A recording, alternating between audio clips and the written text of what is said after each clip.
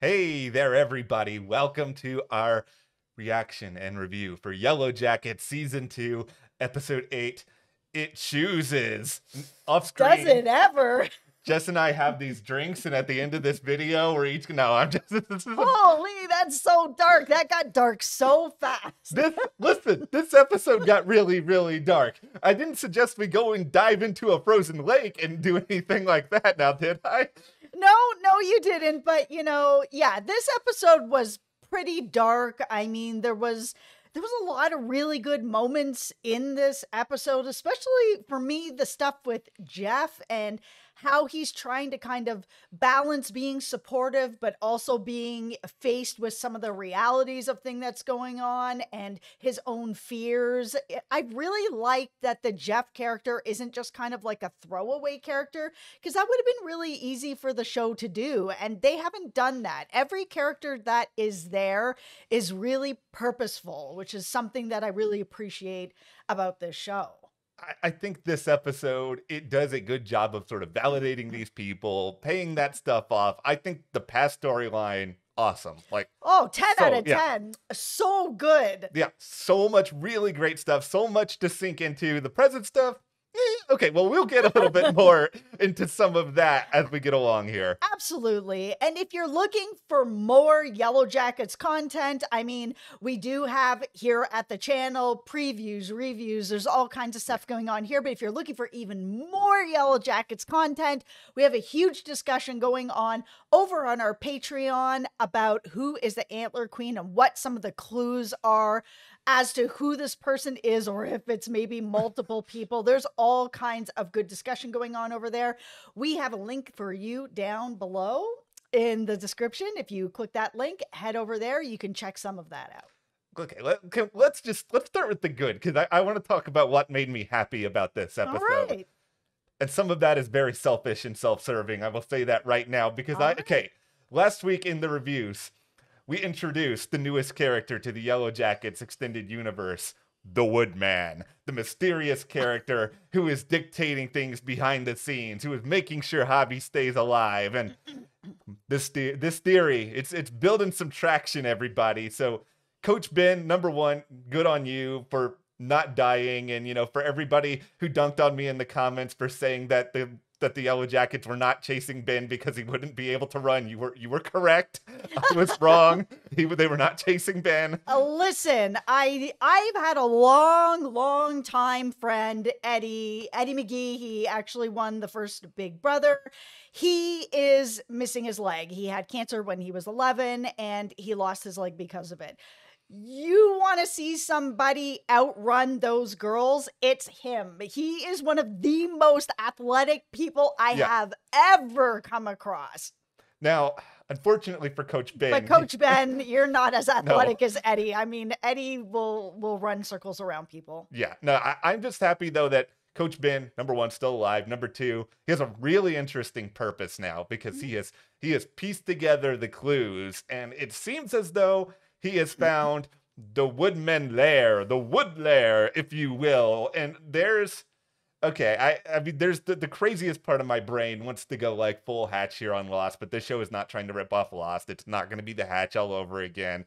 No, if there's a washing machine in there, I'm out. No. But what was in there that I found really interesting was there was like a pile of bones, small bones that look like maybe squirrels or birds. I mean, squirrels are very plentiful up in Canada, so are birds, all that sort of stuff, that I was just like, there is food that's not Jackie out there, because we know that Javi was able to stay alive. There was some theories out there that maybe he was taking the bear meat and eating that. But I mean, there's a whole pile of bones there that look like squirrels, chipmunks, that there is food. Yeah, there's food. It has been taken care of. People are eating it. And notice I did say people. And Javi made it very clear to Natalie before everything went awry with Javi that we will talk about, that he knew of a place to go. So I think it's pretty clear to me that where Ben is where Javi had been in the past. And I just, for the life of me, I do not believe for a second that Javi was there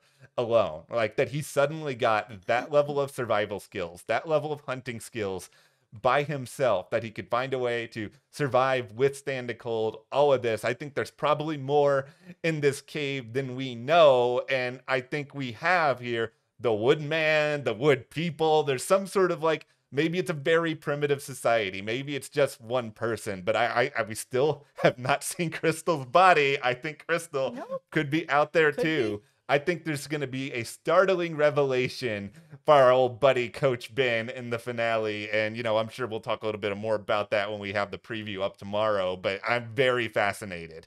Okay, let's just talk about Javi, because here's the thing of it all. I mean, this was such a huge moment in this episode that we had Javi come back to the group, and then he just kind of melted into the group. Like he wasn't really talking to anybody, saying anything. He wasn't participating too much. He was having a little bit of not even conversation, but just some sort of, togetherness with Natalie. He was like, oh, let me fix your mittens, or let me give you this sort of thing. And he still wasn't really talking, but it was very strange to go from such a huge cliffhanger of what happened to Javi. Yeah.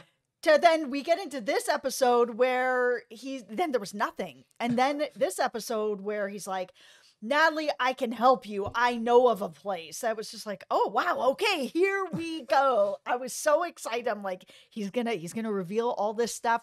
They're going to get to the tree. Ben's going to be there. It's going to be so interesting. And then whoop, right through the ice. I couldn't believe what was happening. This is hard because it's like, I'm upset. I'm sad. I'm like all of these different emotions. And I understand that this is probably the writers trying to kind of like keep us on our toes, where you think we're going to get all this information about Javi, and it's like you bring Javi back just to then kill him off, and you kill him off right at the point where I think sort of the switch finally goes off in his head, where I felt like whatever happened to him out there, whether it's with the woodman by himself, whether it's some other, I don't know, people that are just survivors of some other crash that we don't know about, that like it's taken him a long time, but him sort of seeing Natalie in this level of danger was sort of like okay, it's time, I gotta do something, and then he's gone before we can get answers. Yeah, that's part of the whole thing, right? When we last saw Javi, he was basically running for what he felt like was his life. And then he comes back, sort of learns what's going on, what happened with Jackie, now what they're, deciding to do again, that whoever gets the queen with no eyes is going to be chosen for dinner sort of thing, that it feels like he knows there's another way. I mean, like we said, there's this cave that has a pile of bones in it. So he's been able to find food, or whoever's in there has been able to find food. So he is aware that there is other sources of food out there, instead of just taking someone from the group and, feeding everybody. And I understand we saw really sort of the group falling apart. They haven't eaten in so long. They're hallucinating. Lottie's unable to get better without any sort of nourishment, any kind of protein, anything to help her heal. Like, she's gonna die. Like, it's a really desperate situation. I think I would have liked to have seen a little bit more conversation on how the cards came into play, why they decided to go this route, that there was no other choice. We saw them boiling Jackie's belt to be like, well, this is where we are now.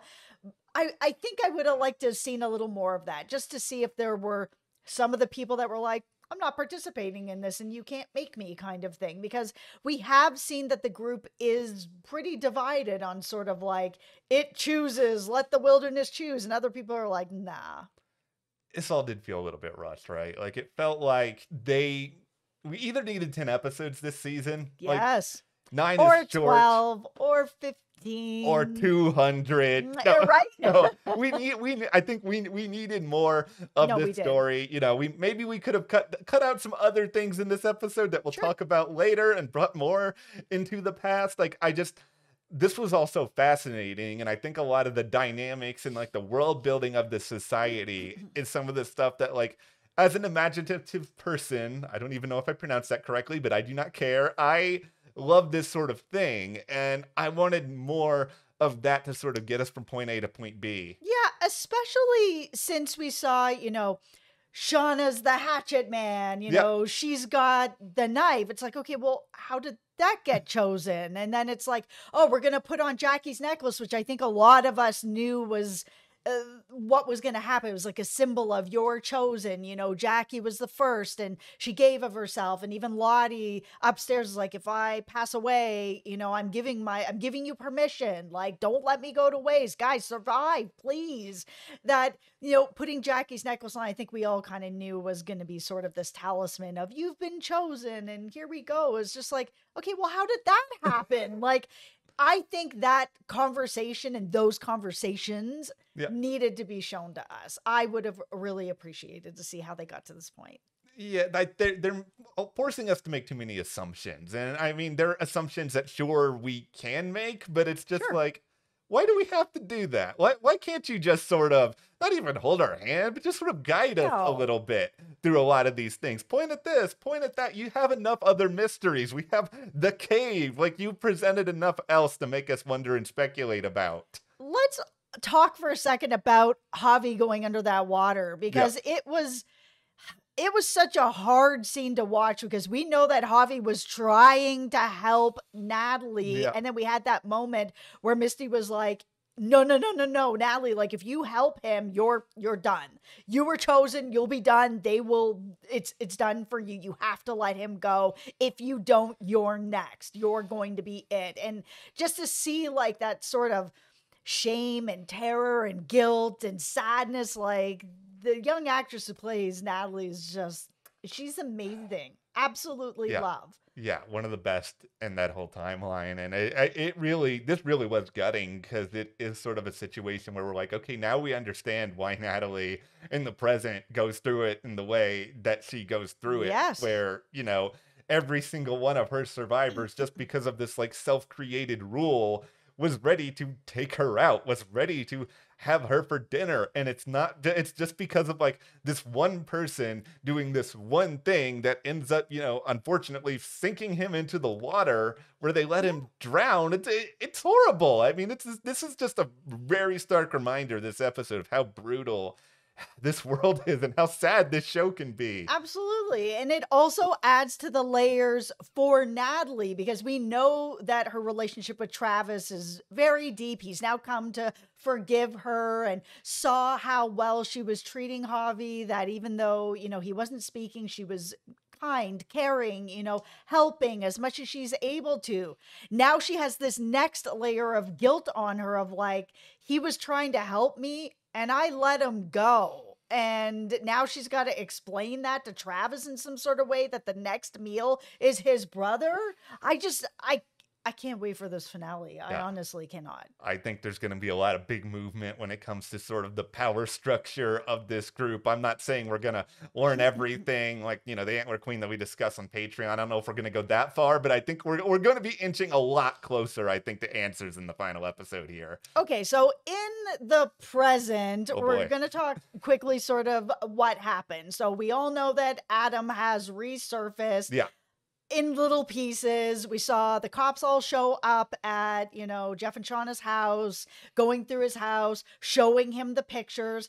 I think that this really was, I don't know if it was done in the most perfect way that it could be, but it was still got the point across of what I really wanted to see with Jeff. I didn't want to see, here's a comparison to anyone who watched Better Call Saul. I didn't want to see Kim Wexler, and I loved her on that show, and I love that she was sort of partners in crime with Jimmy. Anything he did, she was there with him every step of the way, because that was something that was inside her.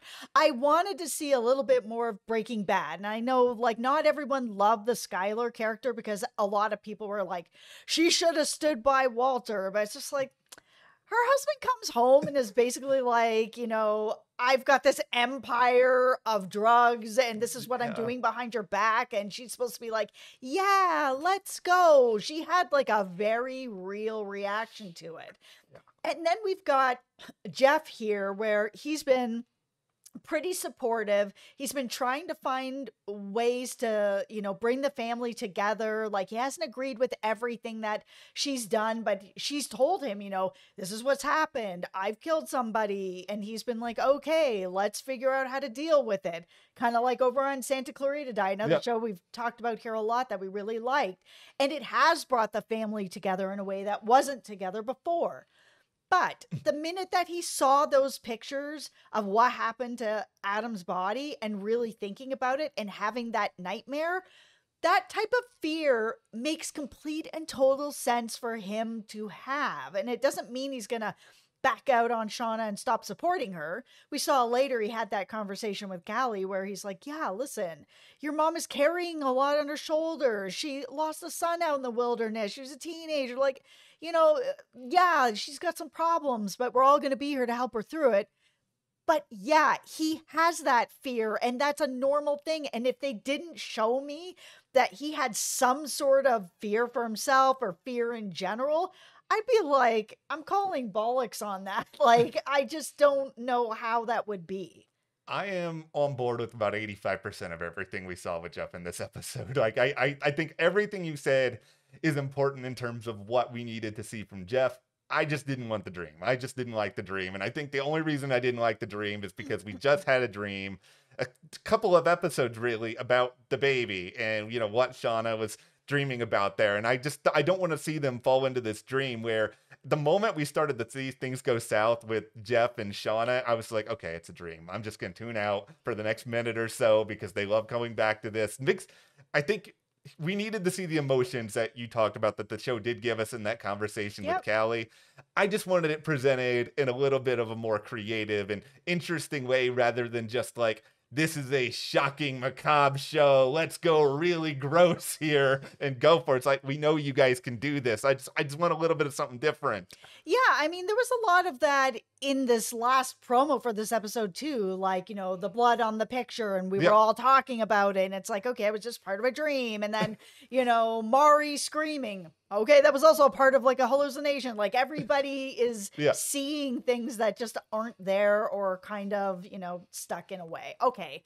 Yeah. Everybody put on your hard hats because we're going to get into the most unbelievable part of this for me where I was just like, no, I'm not. I don't believe this.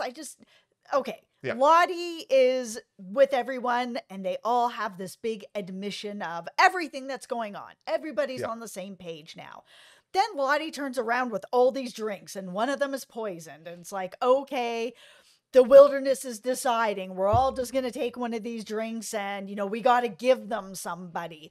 Then I was like, okay, well, I'm going to listen to your explanation because whatever speech you give has to be as good as Rebecca's just was on Ted Lasso, because if it's not at that quality, I don't know why anybody's picking up their drinks. Like, it doesn't make any sense.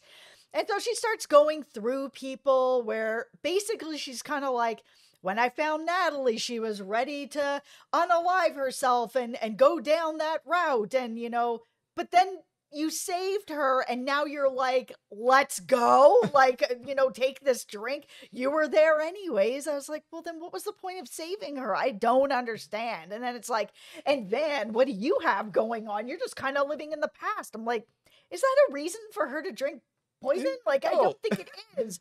And then, oh, Ty, you've lost your wife and that thing happened with your dog. And it's just like, okay, but she's still a senator and she still has a son. And like, this isn't enough of a reason. And the same even with Shauna. Oh, Shauna, you killed that guy. So, drink up. It's like, okay, but her family is closer than it's ever been. And her and her daughter are bonding in a way that they never had before. And she has a really supportive unit at home. And Misty, nothing's going on with Misty. She thinks she's in love. We don't know what's going on with Walter. We saw some weird stuff going on with him, but she thinks she's in love. She had this sort of out of body experience where her bird is like, you're a closer. She's feeling good about herself. Why is anybody going to pick up that glass? There's no reason for it. This speech didn't do it for me. It's fine if to me if Lottie wants to give the speech, but I need to see a stronger reaction of everybody else to the speech, where they're just sort of all either rolling their eyes or just sort of being like, "What? Okay," because this is not the wilderness. The rules of the wilderness do not apply here because everybody has so much more to go out to do. There's not the same sense of hopelessness. They also have to, Lottie needed to really explain why they're doing this. Okay, the wilderness has come back with them. Okay, fine. The wilderness isn't the reason that Adam's not with us anymore. That was something else of Shauna not wanting to get caught. She thought that, he was stealing her journals and was going to expose a bunch of stuff. It's not about the wilderness coming back. You know what I mean? Like, nothing's happening to Misty at all. Nothing's happening to Lottie. Like, she feels this whole wilderness thing. But it's like, okay, you're rolling around in this, millions-dollar compound with a Rolex. Like, what exactly are you sacrificing for? I almost needed it to be something like, Van tells everybody what's going on, and then they're like, okay, the wilderness needs somebody to save Van. Then I'd be like, I could see some people picking up that drink.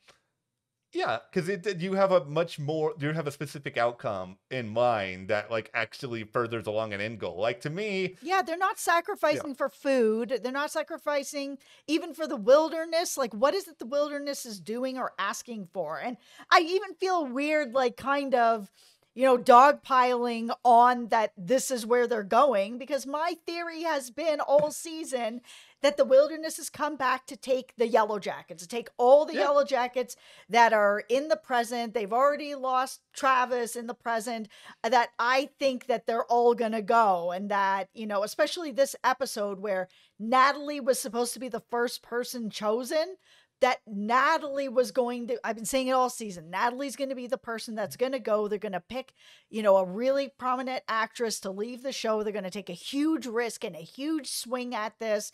That's how it's going to go. But for why? It's okay.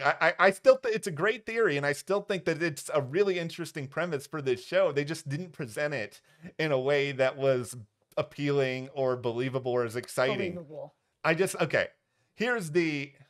I know I'm a little bit of a wet blanket with this, but I'm going to say it anyway. I have been a long time believer in you rip off the Scooby-Doo mask. There's a reasonable explanation for everything. I am Mr. No Supernatural. And I'm going to say the wilderness is an excuse. The wilderness is everyone not willing to accept to themselves what exactly happened and all the trauma that they went through and not really getting the full scope of the help that they need.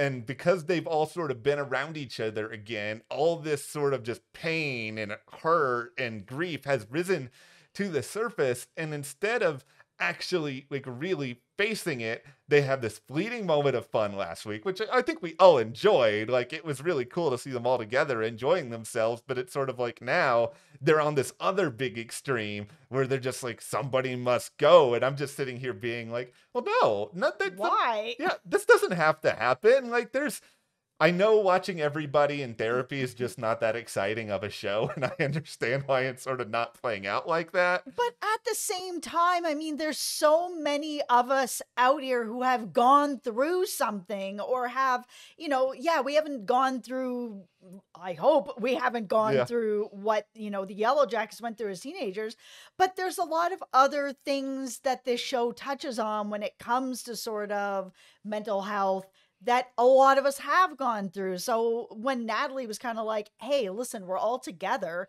let's talk about it. Like, why not?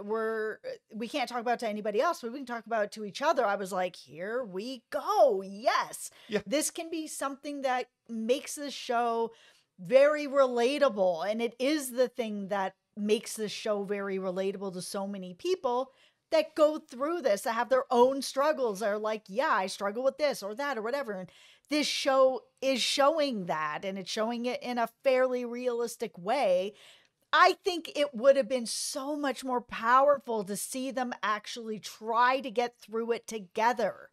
Yeah. Instead of everybody, take a drink and see if you win or see if you lose. I was like, okay. They're just letting... For no reason. They're letting nature just be like, Natalie, I choose you. And it's like, okay, now, all right. So I will say here, this is the part of the present that I like the most. Walter, I love your house. I Oh, I I am know. gonna Well, he wasn't lying about that, was he? okay, I have an offer for you, Walter, since you're a real person and all. I will give you a real citizen's detective badge. I will find somebody Oh. with a 3D printer because I do not have a 3D. I will make you a citizen detective badge. You can have that. You can feel good about yourself. Just let me live in your awesome Oh house, my God, please. that is not a fair trade. What is Okay, happening no, here? it does.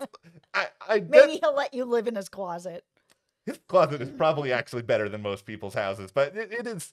I do find him even more interesting coming out of this Mm. episode because, he's clearly doing a lot more digging on Adam. He's getting a lot more answers. He's proving to be quite a little bit of a troublemaker, but it's sort of like you are clearly so rich that you can do whatever you want. And I know you're clearly fascinated by all of this, but it's just like, why are you still devoting all of your time to this? It's like, it's why I can't get over, and I've said this in the past, that he's either related to a yellow jacket or there's some other connection to a yellow jacket that he doesn't know about. Like, I would be thrilled if we're in the finale and we go back to his house and like out walks like a much older like Coach Ben, and they're like, he's like some sort of relative of his and Ben's still alive, and it all makes more sense. Yeah, I think either your theory's correct, he's got to be related to some kind of somebody that was part of the Yellowjackets, or I think he's related to Adam. I think he's like Adam is his brother, or Adam is his uncle, or Adam is somebody in his life at some point, and that's why he's as dedicated as he is to this particular case. Because I mean, we saw Misty in the past try to make up this idea about Adam's mom, that she was doing this for Adam's mom. And, why did Walter know that Adam's mom isn't around and that she's passed away? It was like, okay, he's got some connection to Adam. And so we did see him email the police to be like, I have information if you want it. So, Walter, you keep this up, you're not going to get the one ring to rule them all. I'm all sorry. The Yellow right. Jackets are coming for you. No, I'm so excited for the finale. I'm so sad for the finale. I know it went by so fast. 9 episodes Showtime.